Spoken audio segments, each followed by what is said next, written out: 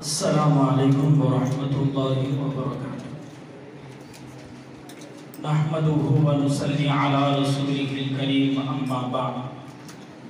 اعوذ باللہ من الشیطان الرجیم بسم اللہ الرحمن الرحیم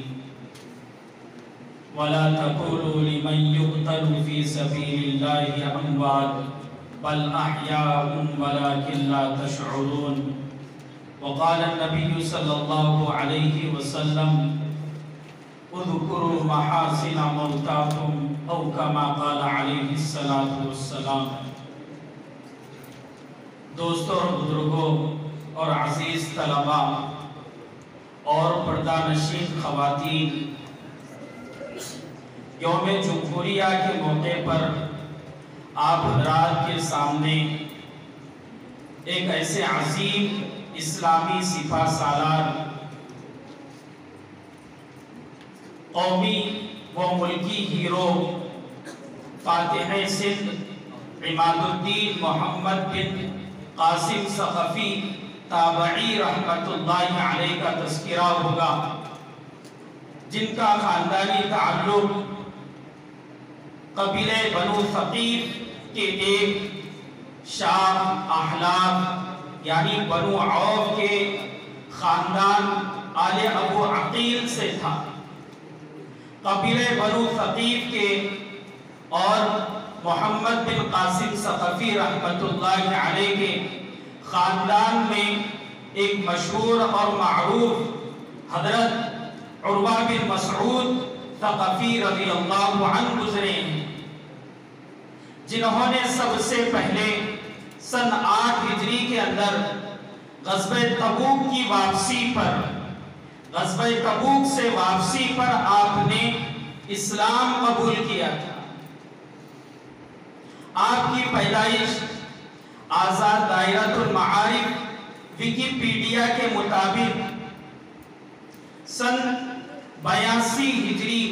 مطابق 31 دسمبر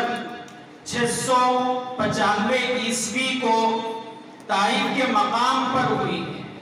طائف میں آپ کی پیدائش ہوئی۔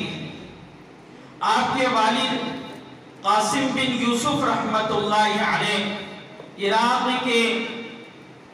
ایک مشہور شہر بصرہ کے حاکم اور گورنر تھے۔ وہ بصرہ جو اس زمانے کے اندر علوم اور فنون کا مرکز اور وہ علمی مرکز جہاں پر انس بن مالک رضی اللہ عنہ جو آخری صحابی گزرے ہیں جن کو دیکھنے کے لیے، جن کی زیارت کے لیے علماء اور اہل علم کا طبقہ بصرہ کی طرف جوق در جوق روانہ ہوتا تھا، ان کے درس سے استفادہ کرنے کے لیے حضرت انس بن مالک رضی اللہ عنہ کے پاس پہنچتا تھا۔ اور وہ بصرہ جو علوم و فنون کا مرکز تھا، جہاں پر حسن بصری رحمت اللہ علیہ جیسا ولی آدمی گزرا ہے، اس بصرہ کے اندر محمد بن قاسم بن یوسف رحمت اللہ علیہ وہاں کے گورنر تھے۔ قاسم بن یوسف رحمت اللہ علیہ اپنے قبیلے کے بہت ہی ممتاز آدمی گزرے ہیں۔ محمد بن قاسم ثقفی رحمت اللہ علیہ ایک متوسط گھرانے میں آپ کی پیدائش ہوئی ہے۔ ابھی آپ کم ہی عمر کے تھے، ابھی آپ کی عمر صرف 5 سال کی تھی کہ آپ کے والد کا سایہ آپ سے اڑ گیا۔ آپ کی والدہ نے آپ کی تربیت فرمائی، آپ کی والدہ حبیبہ رحمت اللہ علیہا نے آپ کی تربیت فرمائی۔ آپ کی والدہ مجاہدانہ زندگی گزارنے والی، مجاہدہ، متقیہ اور ذی فہم و فراست، اور اللہ نے بڑی بڑی خوبیوں سے ان کو نوازا تھا۔ ان کی تربیت میں آپ نے ابتدائی زندگی گزاری اور آپ نے ان کی ابتدائی صحبت سے مجاہدانہ زندگی، شہ سواری اور ایسے ہی عسکری اور جنگی مناسبت اور کچھ علم اور فن بھی آپ نے اپنی والدہ کی صحبت سے حاصل کی۔ اس کے بعد مزید جنگی اور عسکری تربیت کے لیے، اس میں مہارت حاصل کرنے کے لیے آپ نے حجاج بن یوسف ثقفی رحمت اللہ علیہ کی صحبت اختیار کی۔ چنانچہ آپ نے وہاں پر حجاج بن یوسف رحمت اللہ علیہ کی صحبت میں جنگی مہارت حاصل کی اور اتنا آگے بڑھے، اور اللہ نے آپ کو اتنا آگے بڑھایا کہ حجاج بن یوسف رحمت اللہ علیہ نے انہیں مسلم بن قتیبہ یا قتیبہ بن مسلم رحمت اللہ علیہ کے ساتھ کئی جنگوں میں بھیجا کرتے، اور ان جنگوں میں آپ نے ایسا کردار ادا کیا جس کی وجہ سے حجاج بن یوسف کے پاس آپ کا ایک بہت بڑا مقام بن چکا تھا۔ یہاں پر محمد بن قاسم ثقفی رحمت اللہ علیہ پر سب سے بڑا اعتراض یہ کیا جاتا ہے کہ ہندوستان کا تعلق عربستان سے، ہندوستان کا تعلق عربستان سے، یا یہ کہیے کہ عربستان کا ہندوستان سے تعلق صرف حملہ آورانہ یعنی محمود غزنوی یا صرف فاتحانہ تعلق رہا، یعنی محمد بن قاسم ثقفی سے تعلق رہا۔ حالانکہ آپ تاریخ کو دیکھیے، تاریخ کی کتابوں کو پڑھیے کہ عربستان کا ہندوستان سے تعلق، عربوں کا ہندوستان سے تعلق قدیم تعلق رہا ہے، اور وہ قدیم تعلق تاجرانہ حیثیت سے رہا ہے، تاجرانہ حیثیت سے رہا ہے۔ اور اہل عرب خود یہ کہا کرتے ہیں اور تصور کیا کرتے ہیں کہ ہمارا ہندوستان سے تعلق موروثی اور پدری تعلق ہے، اور وہ ہمارا ہندوستان پدری اور جدی وطن کہلاتا ہے، یہ ان حضرات کا کہنا ہے۔ تو معلوم یہ ہوا کہ ہندوستان سے عربوں کا تعلق قدیم رہا ہے۔ ایسے ہی عربوں کا تعلق ہندوستان سے اس زمانے کے اندر دو بندرگاہی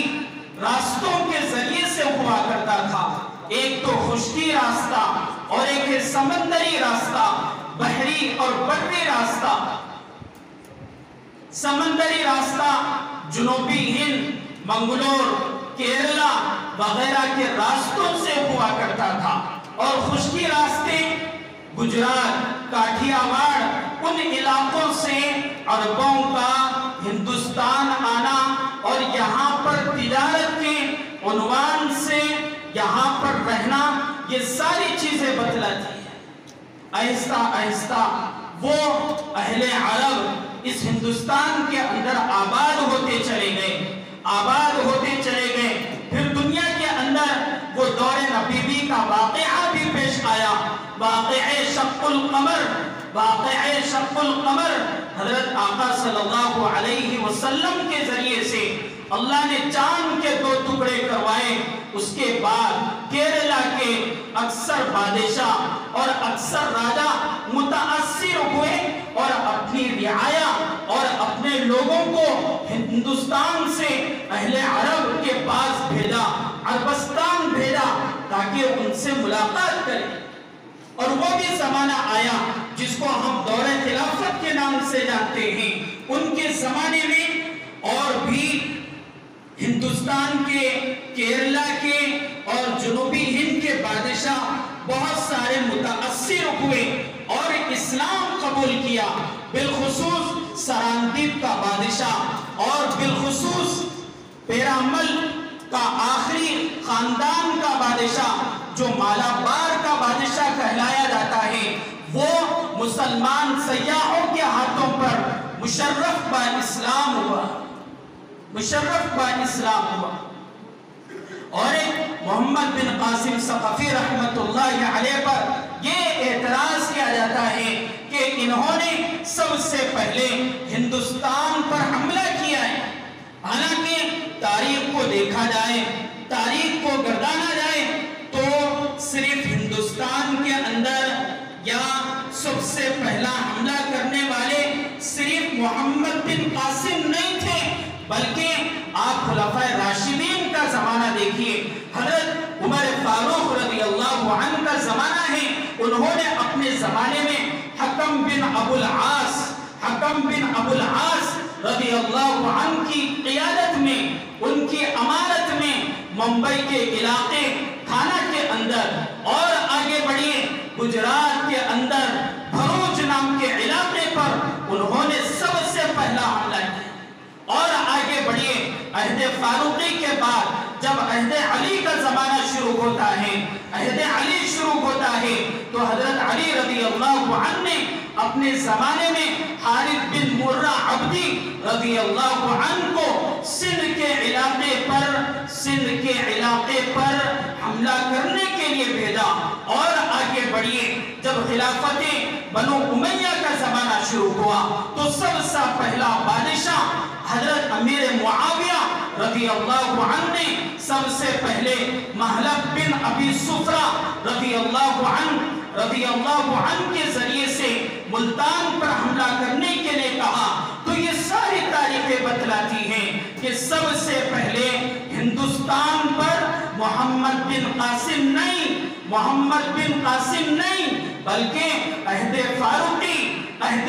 علی، عہد امیر معاویہ، یہ سارے واقعات بتلاتے ہیں کہ حملہ پہلے زمانے سے ہوئے ہیں، حضرت خلفائے راشدین کے زمانے سے ہوئے ہیں۔ اور آگے بڑھیے جب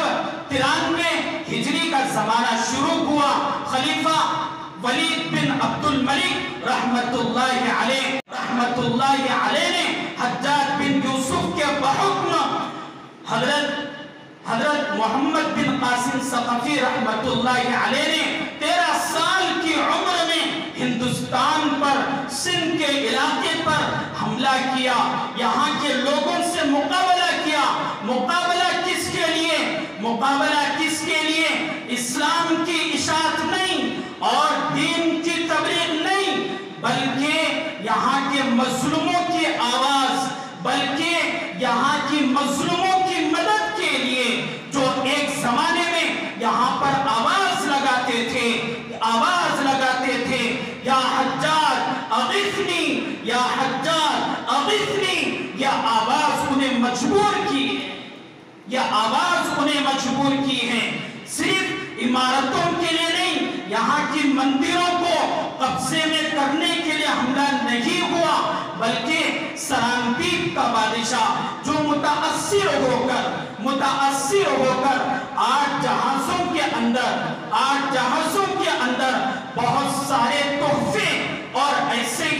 اور بہت سارے سعودی عرب کے سوداگروں اور کیرلا کے اندر رہنے والے مسلمانوں کی ان بیواؤں، یتیموں اور لاوارث بچوں اور بیویوں کو جو اس کشتیوں میں، ان جہازوں میں اپنے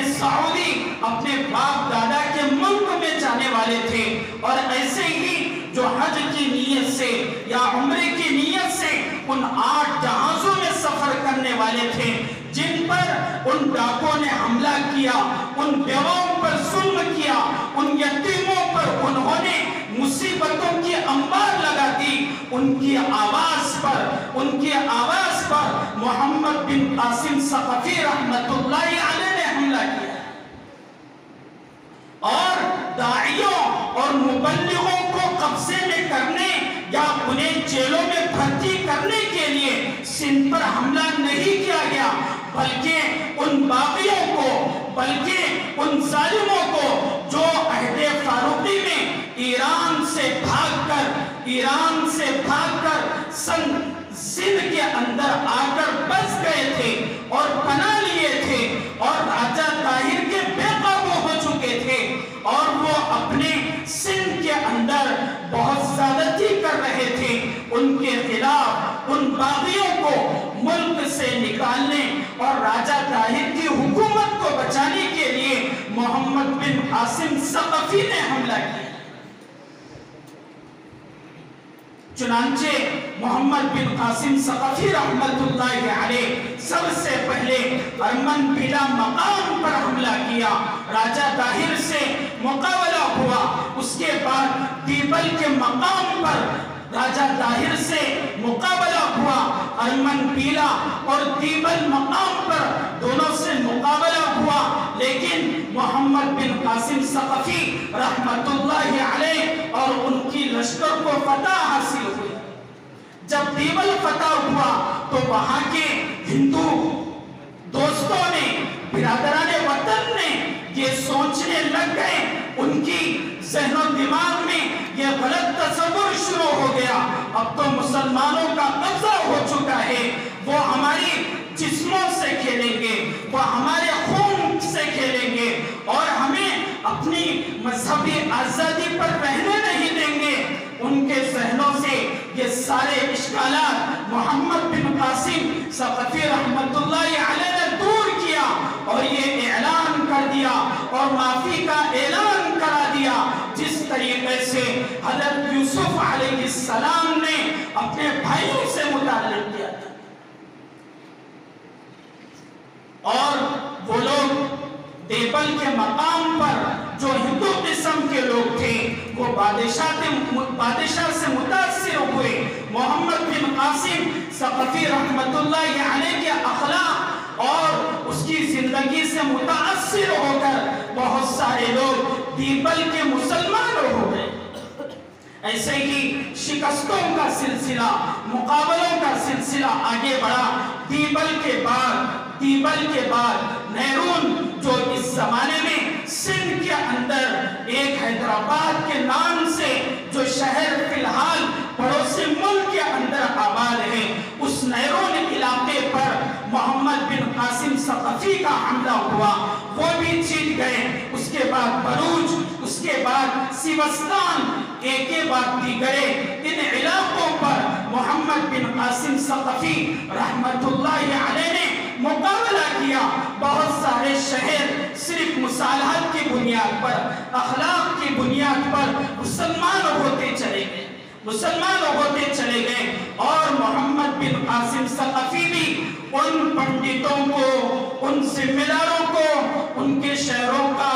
ذمہ دار، ولی اور حاکم، گورنر، انہی کے عہدے، انہی کو سلامت کرتے ہوئے، ملکوں کو فتح کرتے ہوئے، شہروں کو فتح کرتے ہوئے آگے نکل گئے۔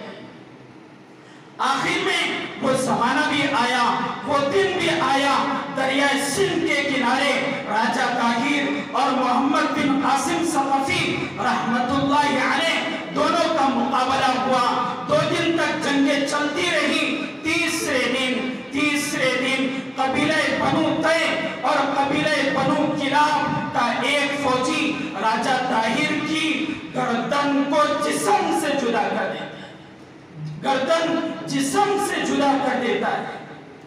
اس کے بعد مقابلہ ختم، شکست ہو گئی، مسلمان فتح حاصل کر لیے۔ اس کے بعد راجہ طاہر کی بیٹی سیتا نام کی، اسے گرفتار کر لیا گیا اور جتنی فوجیں تھی اور جتنی لشکریں تھی اور جتنے اس زمانے میں پنڈت قسم کے لوگ تھے، وہ راجہ طاہر کی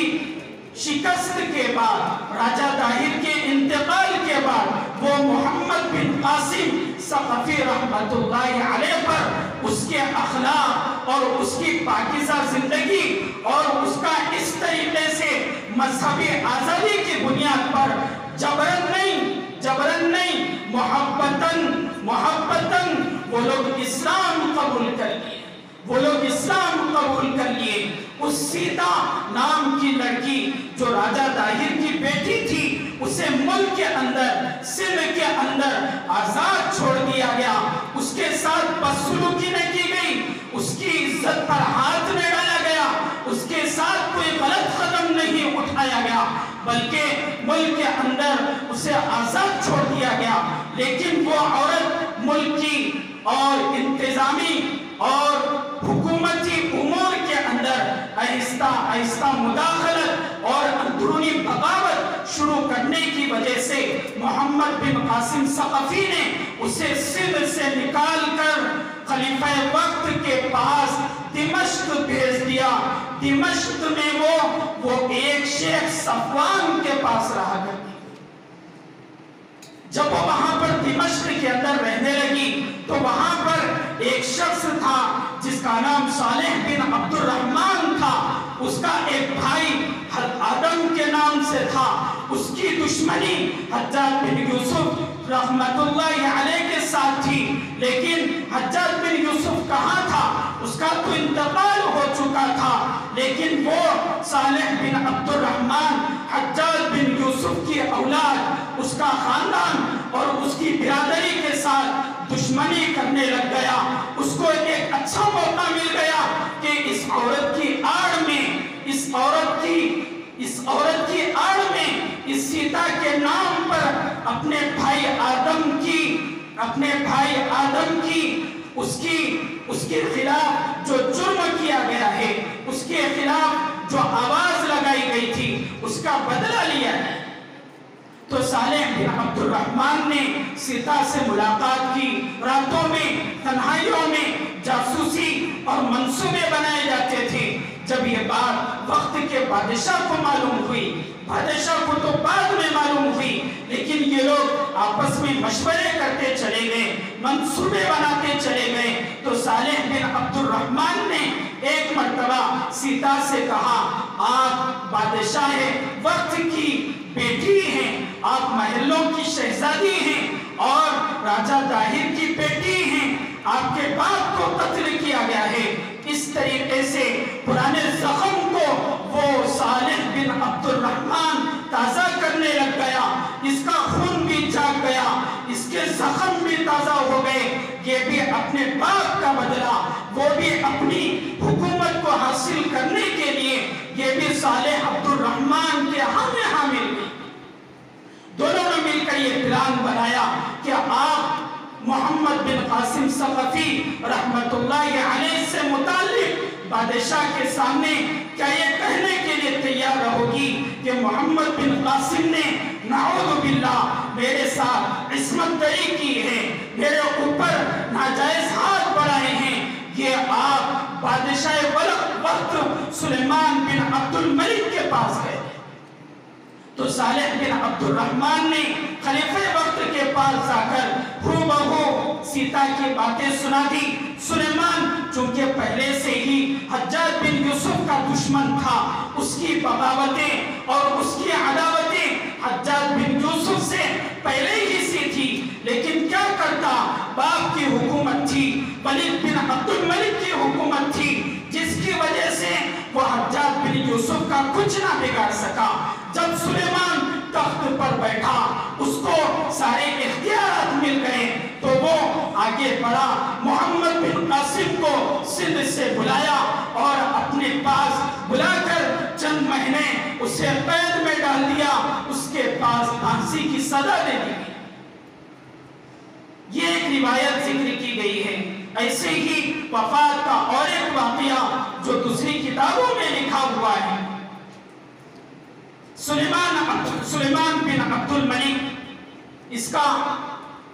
حجاج بن یوسف سے خاص تعلق تھا، لیکن انبن زیادہ ہوتی تھی، جس کی وجہ سے وہ اپنی باپ کی حکومت میں کچھ بھی نہیں کر سکتا تھا۔ لیکن جب اس کی حکومت آئی تو اس نے محمد بن قاسم ثقفی کو اپنے یہاں پر بلایا اور سندھ میں یزید بن ابی کبشہ رحمت اللہ علیہ کو وہاں کا گورنر اور حاکم اعلیٰ بنا دیا اور اپنے پاس بلا کر چند مہینے جیل میں رکھ کر محمد بن قاسم ثقفی اس نوجوان اور ہندوستان کے ہیرو کو، قومی اور ملکی اس ہیرو کو اس نے 17 سال کی عمر میں پھانسی دے دی۔ انا للہ و انا الیہ راجعون۔ یہ اس کی خبر، اس وفات کی خبر جب سندھ والوں کو معلوم ہوئی تو عورتیں رونے لگ گئی، بچوں نے بلبلا کر رونا شروع کر دیا اور منصف اور عادل بادشاہ کی یادوں میں اپنے آپ کو لگانا شروع کر دیا۔ زمانہ وہ بھی آیا، مورخ امام بلاغپیری رحمت اللہ علیہ فرماتے ہیں، فَبَكَى أَهْلُ الْهِنْدِ عَلَى مُحَمَّدٍ وَصَفَّرُوهُ بِالْكِيرَةِ کہ ہندوستان والوں نے محمد بن قاسم ثقفی رحمت اللہ علیہ کی وفات پر بہت زیادہ رویا اور ان کے مجسمے بنائے مقام کیرج میں ان کے مجسمے بنا کر ان کی یادوں کو تازہ کیا کرتے ہیں۔ منصف عادل بادشاہوں کے ہی مجسمے بنائے جاتے ہیں، ظالم اور جابر بادشاہوں کے مجسمے بنا کر چورستوں پر آگ لگا دی جاتی ہے۔ یہ منصف بادشاہوں کی داستان ہے اور جابر اور ظالم بادشاہوں کا یہ سلوک ہے۔ اللہ تبارک و تعالی ہم سب کو ان تاریخی شخصیات کا مطالعہ کرنے اور تاریخی فاتحین ہند کا